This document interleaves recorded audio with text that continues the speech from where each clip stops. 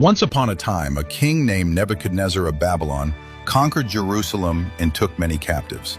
Among them was a young man named Daniel from the royal family of Judah. Daniel was chosen to be trained in the king's palace along with other promising youths.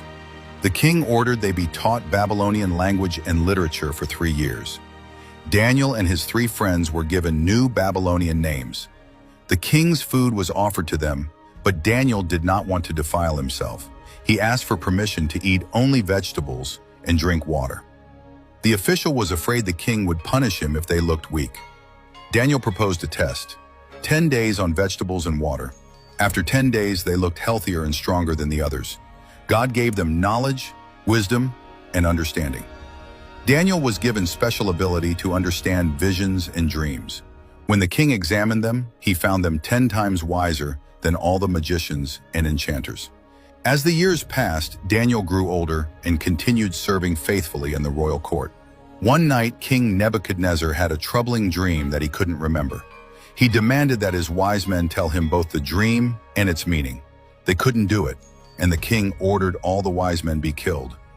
When Daniel heard this, he asked the king for time to interpret the dream.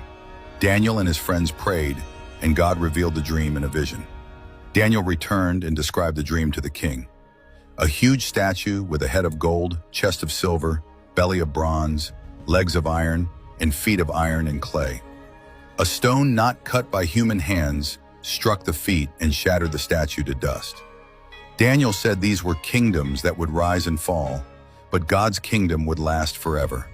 The king was amazed and bowed before Daniel. He promoted Daniel and gave him many gifts and honors. The king built a golden statue and commanded everyone to worship it. Shadrach, Meshach, and Abednego refused to bow. The king was furious and threw them into a blazing furnace, but an angel appeared with them, and they were unharmed. The king called them out and praised their God. The king had another dream, and Daniel warned him to repent of pride.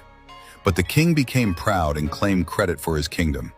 A voice from heaven declared judgment, and he lost his sanity.